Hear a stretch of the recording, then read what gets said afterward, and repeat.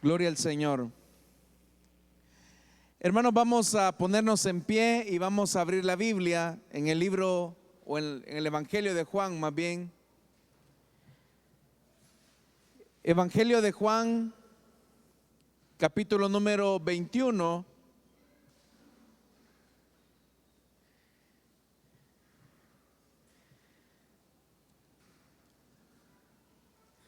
Y vamos a leer a partir del versículo 18 en adelante. Si lo tienen, dicen amén, hermanos. La palabra de Dios nos dice en el Evangelio de Juan, capítulo número 21, versículo 18: de veras te aseguro que cuando eras más joven, te vestías tú mismo e ibas a donde querías. Pero cuando seas viejo, extenderás las manos y otro te vestirá y te llevará a donde no quieras ir. Esto dijo Jesús para dar a entender la clase de muerte con que Pedro glorificaría a Dios. Después de eso añadió: sígueme. Al volverse Pedro, vio que los seguía el discípulo a quien Jesús amaba, el mismo que en la cena se había reclinado sobre Jesús y le había dicho: Señor, ¿quién es el que te va a traicionarte? Al verlo, Pedro preguntó: Señor, ¿y este qué? Si quiero que él permanezca vivo hasta que yo vuelva, ¿a ti qué? Tú sígueme, no más. Amén. Vamos a orar, hermanos, vamos a pedirle a Dios nos entregue su palabra. Oremos al Señor. Padre que estás en los cielos, Señor amado, te damos las gracias porque todas las cosas las preparas para nuestro provecho. Queremos, Señor, bendecir tu nombre y agradecer por todas tus misericordias, por todos tus favores. Señor, esta tarde queremos ser tierra fértil para que la semilla de tu palabra pueda ser sembrada y ésta pueda dar abundante fruto, como es tu propósito. No permita, Señor, que el enemigo robe la palabra sembrada, sino que con alegría podamos recibir la palabra y llevar fruto, pues tú, Señor amado, deseas que llevemos mucho fruto. Por eso, aparta toda distracción, aquieta nuestros sentidos y que nuestro corazón, Señor, se convierta en esa tierra fértil. Te lo pedimos y te lo suplicamos. Añade a tu iglesia los que has predestinado para salvación y vida eterna, de los que estamos en este lugar como de los que a través de la radio y el internet van a escuchar este mensaje. En Cristo Jesús oramos. Amén y amén. Tengan la bondad de sentarse, hermanos y hermanas. Hermanos, este capítulo final del Evangelio de Juan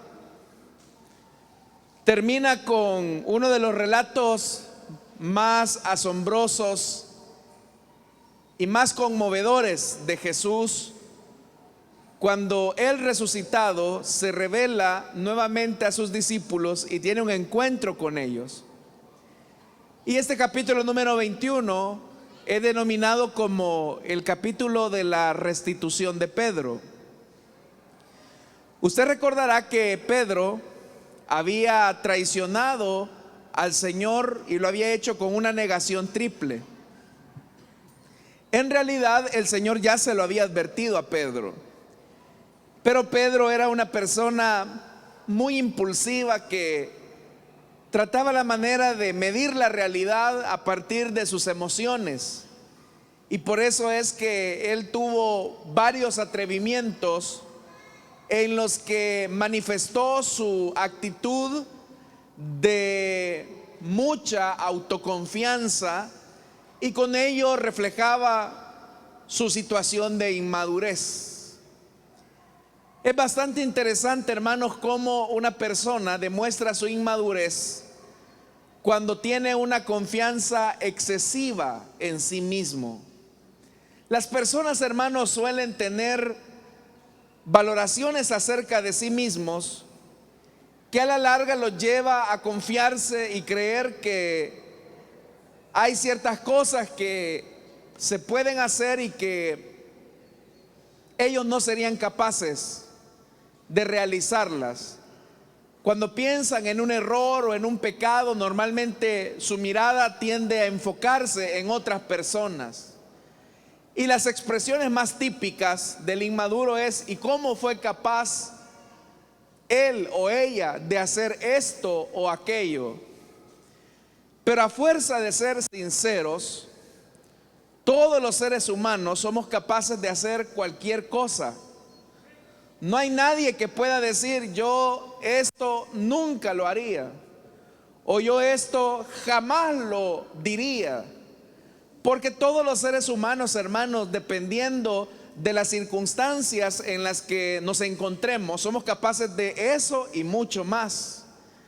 Por eso es que la persona madura es aquella que no se confía en sus propias capacidades, sino que su confianza radica en una fuente que no está en sí mismo, en él, sino que en una fuente superior, poderosa, que es capaz de darle la consistencia y la firmeza cuando las circunstancias lleguen a asediar su vida. Es decir, hermanos y hermanas, que entre más desconfiamos de nosotros mismos, estamos acercándonos a la madurez cristiana. Entre más dependientes seamos del Señor, estamos en una ruta progresiva de maduración cristiana. Pero aquella persona que tiende a ser bastante confiada, que trata la manera de poner su fuerza en sus virtudes, es una persona que tarde o temprano va a terminar cometiendo errores, como le pasó a Pedro. Pero ¿qué describe esa autoconfianza? ¿De qué forma nosotros podemos descubrir que la autoconfianza de Pedro es una muestra grande de inmadurez? Y al pensar en esto, cuán importante se hace para nosotros que pensemos si nosotros somos maduros o estamos en una actitud de completa inmadurez. Como ya le dije, hermanos, este capítulo 21 es bastante conmovedor, porque es Jesús volviendo a buscar al discípulo que había traicionado, al discípulo que había negado. Y Jesús le interpela diciéndole: Simón, ¿me amas? Significa que el vínculo de la relación que Jesús quería establecer con Pedro nuevamente era el del amor. Jesús no llegó a recriminarle con la pregunta. Lo que él quería era limpiar el fundamento de la relación primaria, que es el amor. Es decir, que para Jesús el único interés es si el corazón de Pedro estaba alineado al corazón del Maestro. Y por eso, hermanos, a pesar de la herida, a pesar de la traición, Pedro resuelve y dice: mira, Señor, la verdad es que yo sí te amo. Y te amo aunque mi acción no demuestra eso. Y por ese mismo vínculo de amor es que vea la respuesta del Maestro. El Maestro viene y le dice: apacienta mis ovejas. Quiero que usted note esto. Es Jesús buscando a Pedro para preguntarle si le ama. Pedro le dice: sí, Señor, yo te amo. Entonces, si tú me amas, ve y busca a quienes yo amo, que son mis ovejas. De la misma manera en que yo te busco a ti, que eres un inmaduro, que has demostrado tu fragilidad, pero que a pesar de eso yo no te desecho. De la misma manera quiero que tú apacientes a mis corderos, a mis ovejas. Quiero que usted note esto.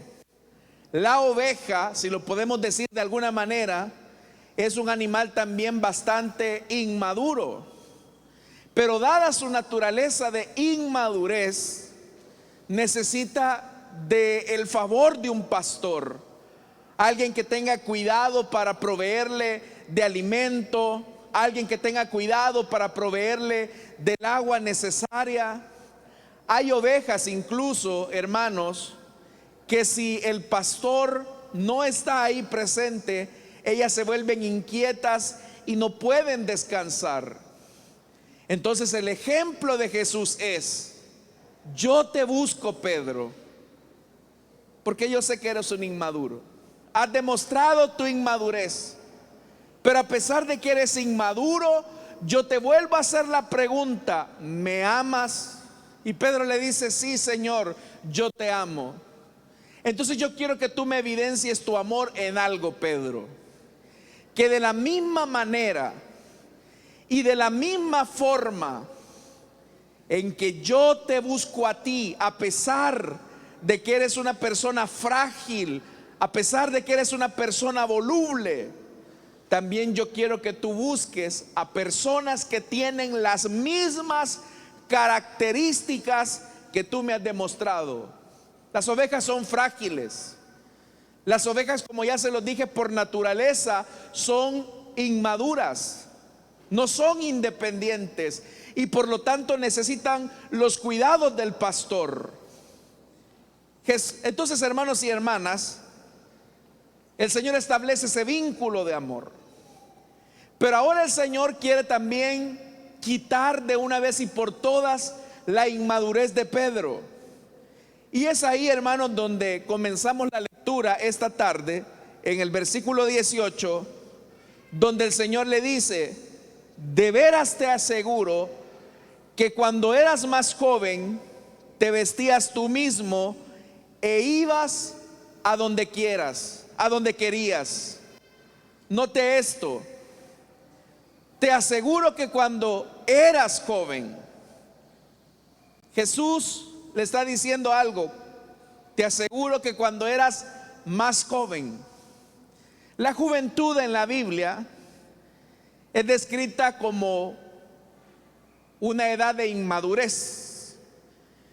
Y de hecho, hermanos, si pudiéramos ver así en términos generales, la juventud se puede describir como esa etapa en la vida en la que la persona o el joven es impulsivo. El joven, por ejemplo, trata la manera de ver la vida a partir de sus impulsos, de lo que siente.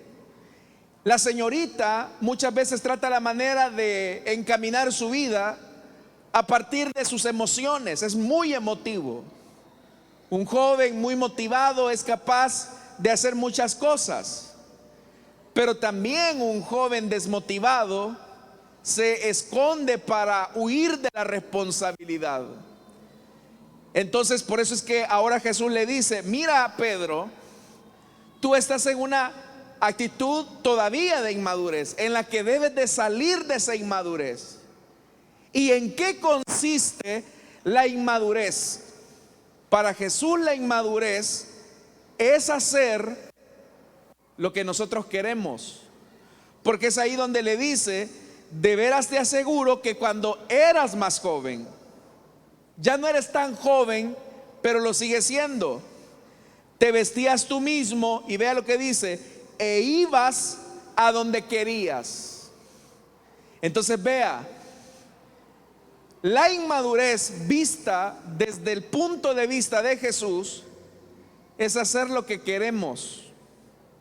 ¿Quién es una persona inmadura? Aquella que hace lo que quiere. Entonces, ¿qué sería la madurez?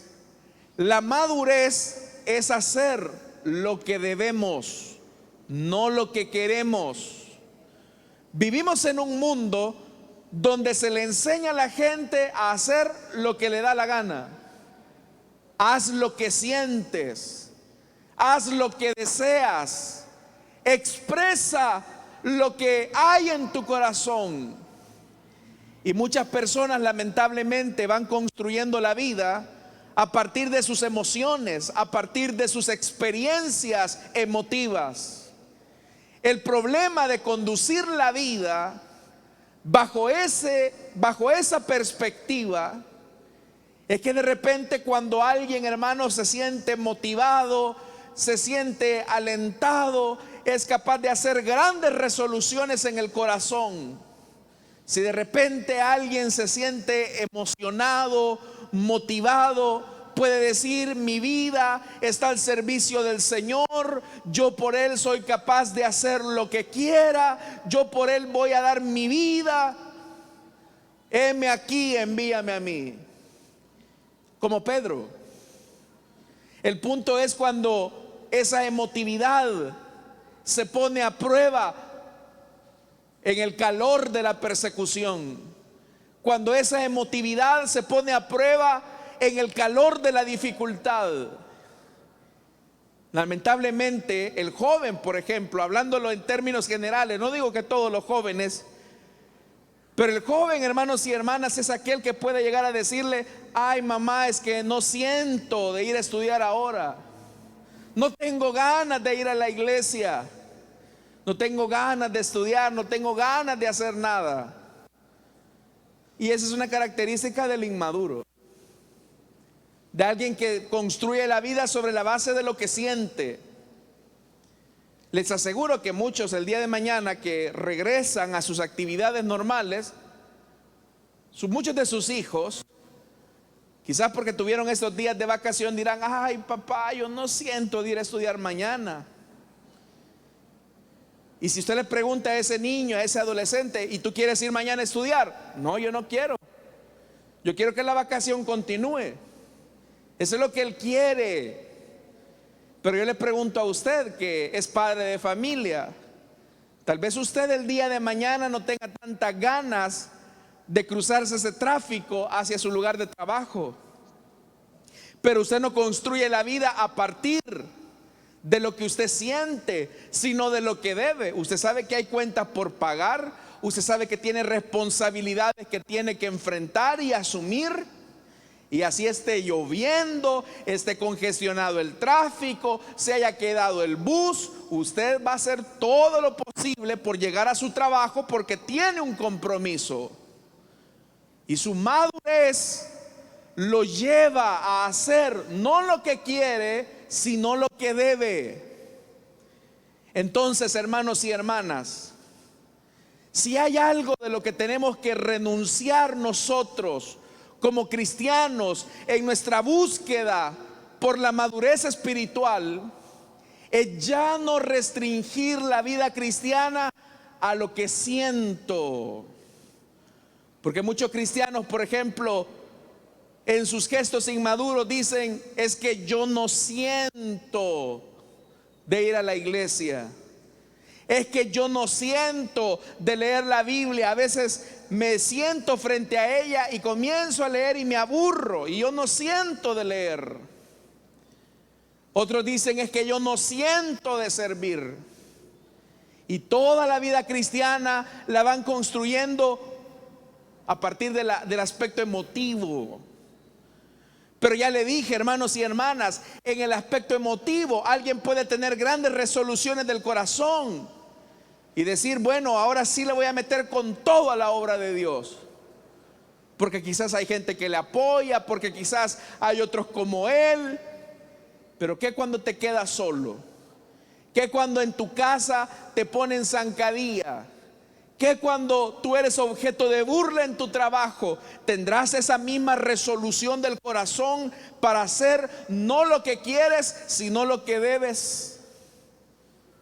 Hermanos y hermanas, por eso es que Jesús va más adelante y le dice: pero cuando seas viejo Y ahí la vejez, hermanos y hermanas, se está describiendo como el ideal, la madurez, la sabiduría. Cuando seas viejo, extenderás las manos y otro te vestirá y te llevará a donde no quieras ir. Tú no querrás ir, pero irás. Entonces vea la relación. Cuando eras joven, tú te vestías a tu manera e ibas a donde te daba la gana. Síntoma de inmadurez. Pero cuando seas viejo, extenderás tus manos, no para vestirte como tú quieras. Te van a vestir y te van a llevar donde no quieras ir, pero terminarás yendo.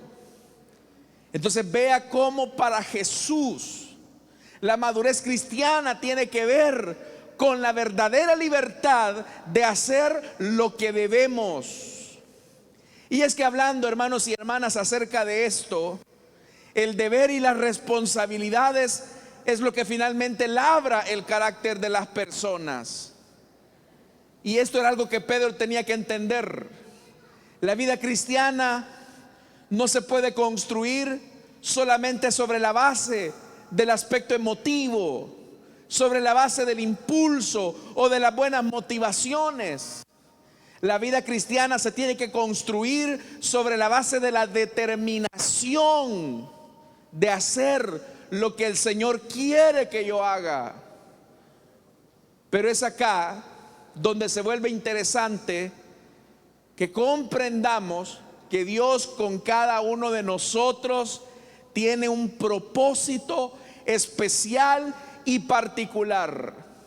Cuando yo comprendo que mi vida ya no está en función de mis intereses, cuando yo entiendo que mi vida no está en función de mi propia satisfacción, sino que al servicio y al señorío de Cristo, aquello que Dios disponga para mi vida, lo he de aceptar con plena humildad. Y vea esto, dice el versículo 19, esto dijo Jesús para dar a entender la clase de muerte. Oiga, esto dijo Jesús para dar a entender la clase de muerte con que Pedro glorificaría a Dios. ¿Cómo es que una muerte puede glorificar a Dios? ¿Cuándo la muerte de una persona glorifica a Dios? La muerte de Pedro no iba a ser de una enfermedad. La muerte de Pedro no iba a ser el resultado de un pleito con otra persona. La muerte de Pedro no iba a ser el resultado de una circunstancia aislada. La muerte de Pedro iba a ser causa del martirio por su Señor. Pedro iba a morir por causa de Cristo. Una muerte vale la pena y una muerte glorifica a Dios cuando el que está muriendo ocupó toda la vida para crecer en madurez y hacer la voluntad del que lo llamó. Entonces la pregunta aquí sería: el día que yo tenga que pasar de esta vida a la siguiente, ¿mi muerte glorificará a Dios? El día que tenga que cerrar mis ojos a este lado de la tierra, ¿mi muerte va a glorificar a Dios? ¿O voy a morir hasta el último día de mi vida haciendo lo que a mí me da la gana? Porque lamentablemente, y tengo que decirlo, muchos cristianos viven para sí mismos. Muchas cristianas viven para sí mismas. Hacen no lo que Dios quiere, sino que hacen lo que ellos quieren, con lo que demuestran que aunque quizás van a terminar muriendo de 54, 65 años, van a morir siendo inmaduros, porque hicieron de su vida un tributo a sus propios placeres, un tributo a sus propios intereses. Y ahí, hermanos y hermanas, la vida no tiene ningún valor. Cuando la vida de alguien solamente satisface los intereses del que desea tener algo o hacer algo para su propio beneficio, es una vida que no valió la pena.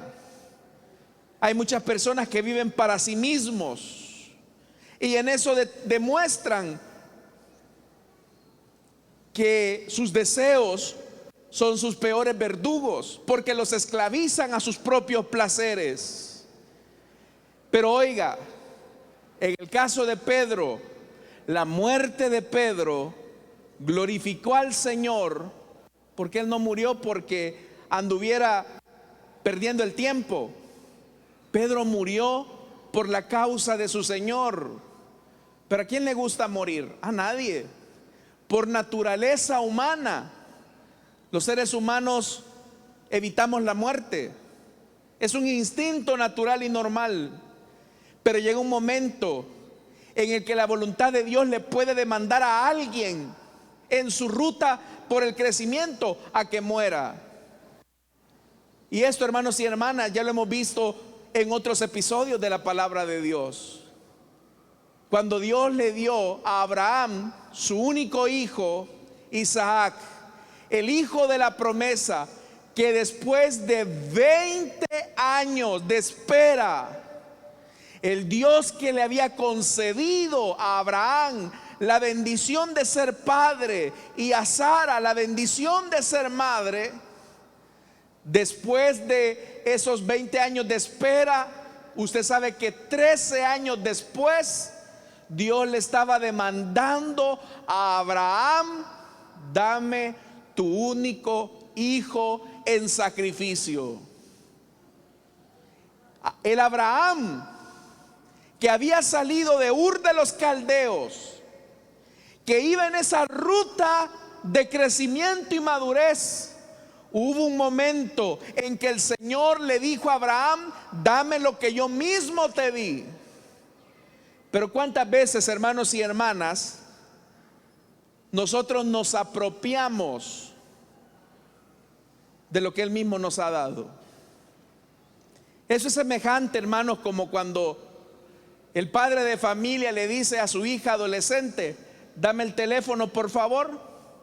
Y viene la niña de 13, 14 años y le dice: no, papi, si es mi teléfono. Si es tuyo, pero yo te lo compré, yo te lo di. Aunque en posesión tú lo tienes, pero yo te lo compré. En términos prácticos, ese teléfono no es tuyo, es mío.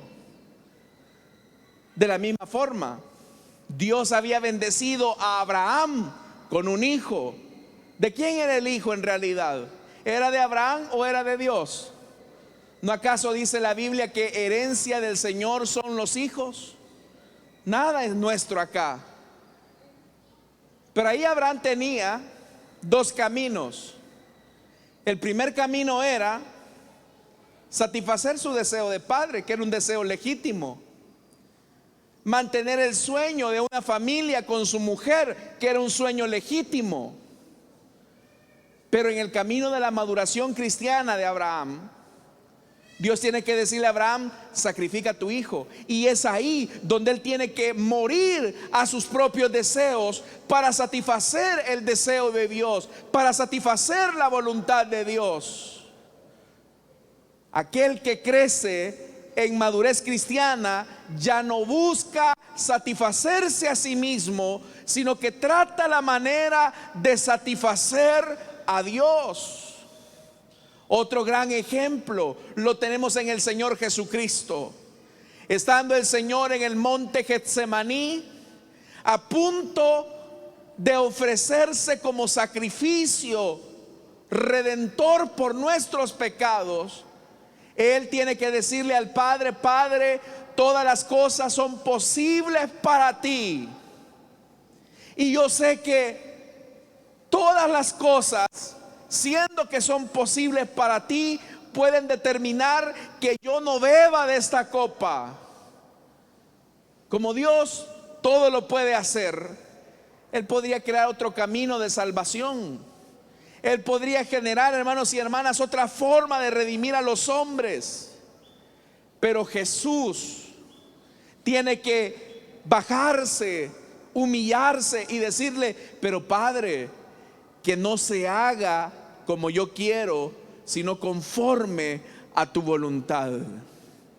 Entonces, hermanos y hermanas, la auténtica madurez es cuando nuestra voluntad está completamente rendida al Señor. Entonces el Señor le tiene que decir: mira, Pedro, llegará un momento en que vas a ser viejo. Y hace algunos días el cuestionamiento de una mujer te hizo negarme a mí 3 veces. ¿Y sabes por qué me negaste, Pedro? Porque eras un joven, hacías lo que tú querías. Pero llegará el momento en que tu voluntad estará tan doblada a mí que ya no va a ser una criada la que te va a cuestionar acerca de tu fe en mí. Van a ser las autoridades. Y es cierto, hermanos, Pedro se tuvo que enfrentar a las autoridades romanas. Y cuando llegó el momento de ofrecer su vida en sacrificio, en gloria a Dios, como dice ese versículo 19, Pedro no rehusó. Significa que para poder rendir completamente nuestra vida, necesitamos despojarnos de nuestra infantilidad e inmadurez. Pero dice más. Después de eso añadió: sígueme. Pedro, sígueme. No te puedes quedar detenido o paralizado en este momento de tu vida. Tienes que seguir. La vida cristiana es una vida de seguimiento. Y si hablamos de seguir, es porque el cristiano tiene que ir progresando, tiene que ir creciendo. Hermano y hermana, si usted se viera en un espejo, ¿qué tanto ha crecido espiritualmente? Si comparáramos esta versión de usted como cristiano con el cristiano que fue allá en el año 2015 o allá en el año 2000, los que tienen más tiempo, ¿qué tanto ha crecido usted en la fe? ¿O es que acaso simplemente ha envejecido como pasa el tiempo? El tiempo por sí mismo no nos da madurez.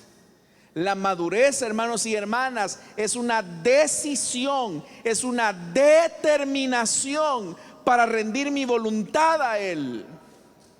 Pedro ahí tenía un camino: o se quedaba estancado y no seguía al maestro para evitar la muerte, o decidía seguirlo a Él.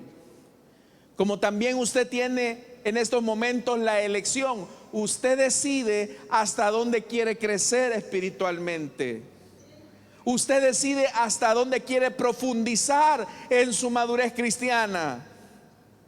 Recuerde, la meta no es que usted se parezca al pastor. La meta no es que se parezca a la hermana que más admira de la iglesia. La meta es que lleguemos a la estatura del varón perfecto, que es Cristo Jesús. Esa es la medida. Pero usted decide hasta dónde quiere crecer. Usted decide si lo quiere seguir. Usted decide si quiere mantenerse enano, pírrico espiritualmente hablando. Hay gente que tiene 20 años de estar en el evangelio y todavía sigue teniendo actitudes de inmadurez. Hay gente, hermanos y hermanas, que tiene mucho tiempo de estar en las filas del cristianismo y todavía sigue con actitudes infantiles. Y uno lo nota en cosas tan sencillas. No me habló el fulano, aquí en esta iglesia no hay amor, ya no voy a ir a la iglesia. No me vinieron a ver cuando yo estaba enfermo. Y muchas veces, como yo les digo a las personas, donde adivinación no tenemos para saber muchas veces que alguien estaba enfermo, si no avisa. Yo les he dicho a ustedes, hermanos y hermanas, que yo sigo esperando 23 años ya de que el hermano diácono que me tomó los datos el día que yo le entregué mi vida a Cristo, que me dijo que me iba a llegar a visitar, todavía estoy esperando al diácono que me iba a dar las visitas programadas, o al líder. La vida cristiana no puede ser, hermanos, construida sobre la base de otras personas. Hay personas que dicen: es que yo me alejé del evangelio por esta hermana, es que yo me alejé del evangelio por esto otro. No, tú te alejaste del evangelio porque eres un inmaduro. Tú te alejaste del evangelio porque no decidiste crecer. El responsable de tu crecimiento no es el pastor, no es tu esposo, no es tu esposa. El responsable de tu crecimiento eres tú mismo, porque tú mismo tendrás que comparecer ante el juez justo del universo un día. No hay excusa. No te podrás esconder delante de Dios. Por eso tú tienes que seguir al maestro. Pero hay cristianos que con carretilla hay que llevarlos, porque no se mueven. Por eso yo te pregunto: ¿qué tanto has crecido? Bueno, Pedro decidió seguir al maestro. Y vea lo que dice el versículo 20. Pedro sabía que su vida iba a terminar en la muerte, y Pedro decidió seguir al maestro.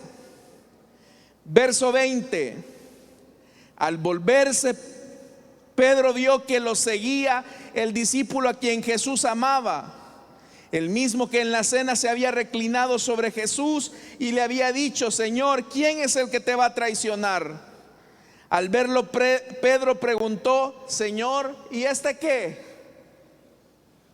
Una muestra de inmadurez. Es la comparación con otro cristiano. Muchas veces, hermanos y hermanas, actuamos mal con Dios cuando en nuestra relación con Él queremos cuestionar a Dios: Señor, ¿y por qué si hiciste así con este, por qué no haces también así conmigo? Yo no tengo la menor duda, hermanos, que el poder de Dios es capaz de sanar y levantar a cualquier enfermo de cualquier camilla de hospital. Yo he visto a Dios levantar a enfermos que han estado a punto de morir, y Dios darles la vida para que sigan anunciando el evangelio. Yo he visto eso. He visto personas con diagnósticos de cáncer ser sanados. He visto a personas, hermanos y hermanas, con enfermedades terminales, a quienes el Señor les da la vida nuevamente. ¿Cuántos han visto eso? Claro que sí. Pero también he visto buenos cristianos, buenos servidores de Dios, que de una enfermedad han muerto. Y tal vez no tan grave como una enfermedad como el cáncer. Y es ahí donde los familiares muchas veces, a veces se preguntan: ¿y por qué Dios sanó a este y a mi papá no lo sanó? ¿Y por qué Dios a este lo libró de la muerte y a mi hija no lo hizo? Cuando entramos en esas preguntas comparativas, perdemos de vista que Dios tiene un trato con cada uno de nosotros.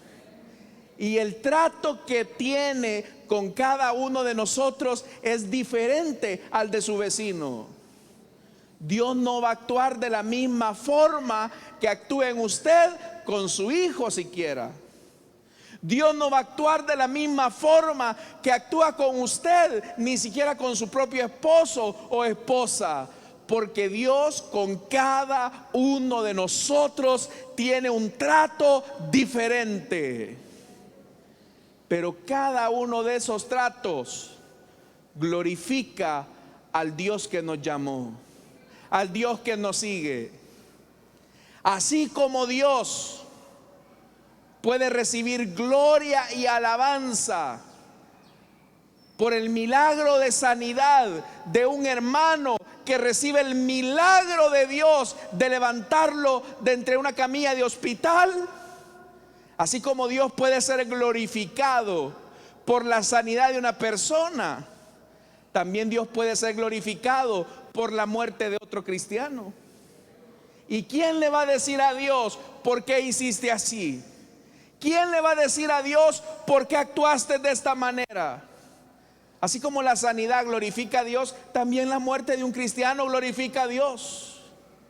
Así como la provisión de Dios glorifica el nombre de Dios, también la falta de recurso puede glorificar a Dios. Lo que yo quiero decirte, estimado hermano, hermana, esta tarde, amigo que me escuchas, es que Dios quiere tener un trato diferente contigo. Así que no te compares, porque muchas veces uno puede decir: Señor, y a tú ya lo vendes, se acaba de quedar sin empleo la semana pasada y a esta otra semana ya tiene empleo y le han dado un mejor salario. Y yo ya tengo 6 meses de estar buscando empleo y nada. Y es ahí donde muchas veces viene el diablo y comienza a meternos mentiras. Es que ya ves, vos quizás ni hijo de Dios sos. Es que ya ves, Dios tiene hijos favoritos y tú no eres uno de ellos. Es que ya ves, tú eres poca cosa para Dios. El cristiano inmaduro se va a comparar como Pedro. Y este Señor, está bien, tú ya me dijiste que yo voy a morir, pero y no le va a tocar también un poco de martirio, no le va a tocar un poco de garrote siquiera, porque solo a mí me has prometido garrote y a Y el Señor tiene que decirle: mira Pedro, si yo quiero que él permanezca vivo hasta que yo vuelva, ¿a ti qué? Dicho en buen salvadoreño, ¿qué te importa? Yo tengo un trato contigo, y si yo digo que en tu muerte, Pedro, tú me vas a glorificar, y si yo quiero que permanezca con vida hasta que yo vuelva, también la vida de me va a glorificar. Tú no te compares. Yo tengo un trato especial contigo, Pedro, y ese trato es para la honra y la gloria de mi santo y bendito nombre.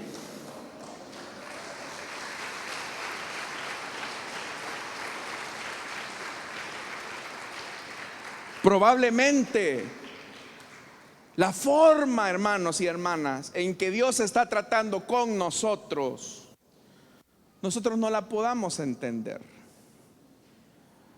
No la podamos entender. Pero una cosa sí es realidad: lo uno o lo otro va a terminar glorificando a Dios.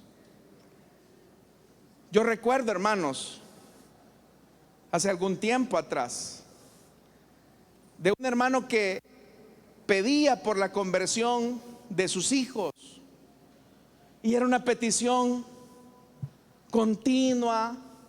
Él era un buen padre, responsable, y esa era su petición: Señor, que mis hijos te conozcan. Y él les daba buen testimonio, era un buen hermano. Pasó por muchos años así, hasta que a él finalmente le llegó una enfermedad de la cual murió.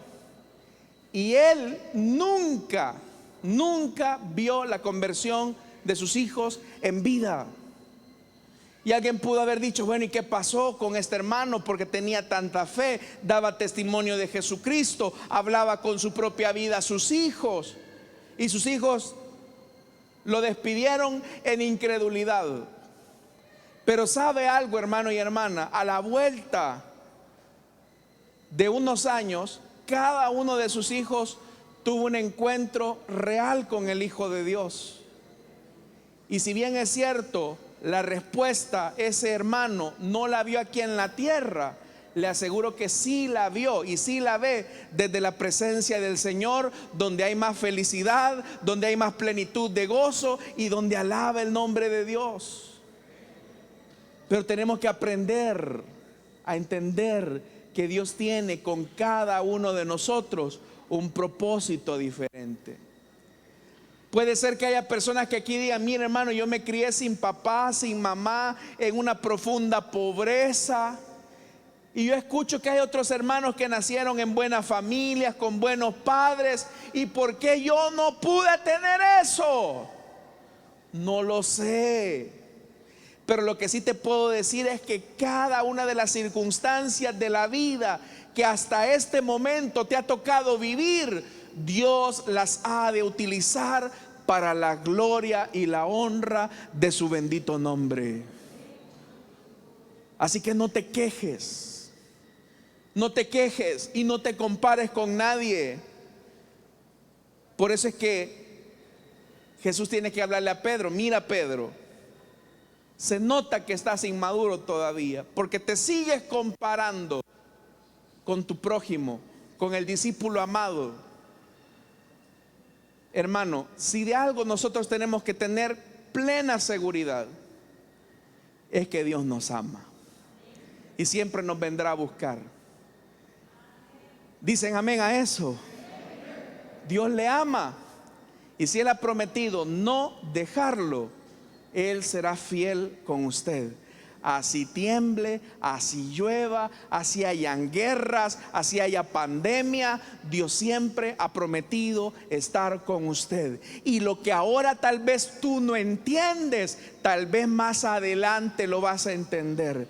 Pero ya sea que lo entiendas o no lo entiendas, todo lo que acontezca a tu vida y que Dios permita será para gloria y alabanza de su bendito nombre, y por medio de tu vida serás testimonio a los demás.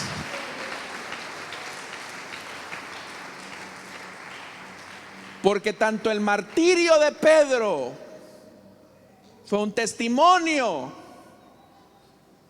para la iglesia, también la vejez de Juan, si en caso fue Juan el que escribió este evangelio y es el Juan de Patmos, tanto la vejez del uno como el martirio del otro, los dos glorificaron a Dios en su muerte. Pero que Dios nos ayude, hermanos, porque como ya le dije, la madurez cristiana no es hacer lo que queremos, sino que la madurez cristiana es hacer lo que debemos. Eso forma el carácter. Vamos a cerrar nuestros ojos, hermanos, y vamos a orar. Teniendo nuestros ojos cerrados y nuestro rostro inclinado,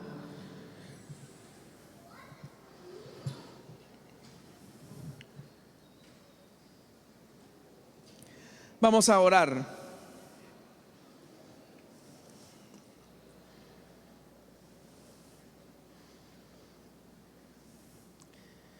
Quiero hacer una invitación rápidamente. Si hay alguna persona o amigo que esta tarde desea entregarle su vida a Cristo o desea reconciliarse, le invito para que en el lugar donde está pueda ponerse en pie, y ahí vamos a orar por usted. Puede caminar también hacia la plataforma y vamos a orar por usted. Si hay alguien esta tarde que desea entregarle su vida a Cristo o que desea reconciliarse, póngase en pie, vamos a orar por usted. ¿Hay alguien que desea reconciliarse? También lo puede hacer. Póngase en pie, camine hacia el frente, vamos a orar. ¿Habrá alguien esta tarde? Probablemente uno se pueda quejar de ciertas circunstancias de la vida que Dios en su soberana voluntad permite. Y uno dice: bueno, ¿y por qué pasó esto? ¿Y por qué Dios permitió esto otro? Te aseguro que Dios lo permitió para tu gloria, para la gloria de Dios, para su gloria.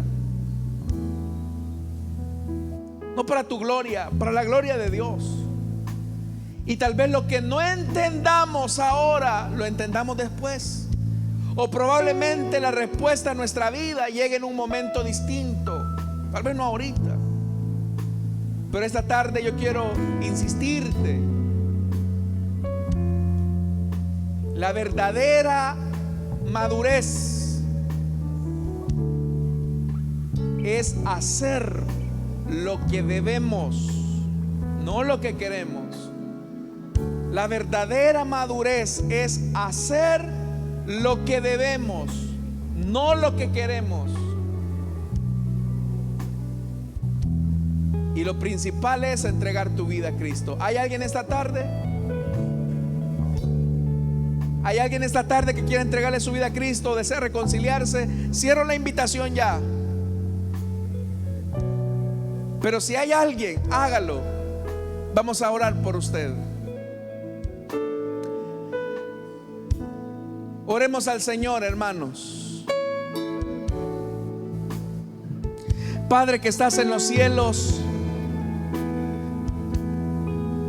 esta tarde, Señor, queremos darte las gracias porque nos invitas a seguirte. Nos invitas, Señor, a renunciar a nuestra comodidad, que siempre busca nuestra autocomplacencia, para convertirnos en discípulos tuyos. Que haya un disfrute, un deleite de hacer lo que debemos, no lo que queremos. Que no caigamos en la trampa de la comparación, Señor, porque con cada uno tú tienes un trato soberano. Con cada uno de nosotros tú tienes un trato soberano que es irrepetible.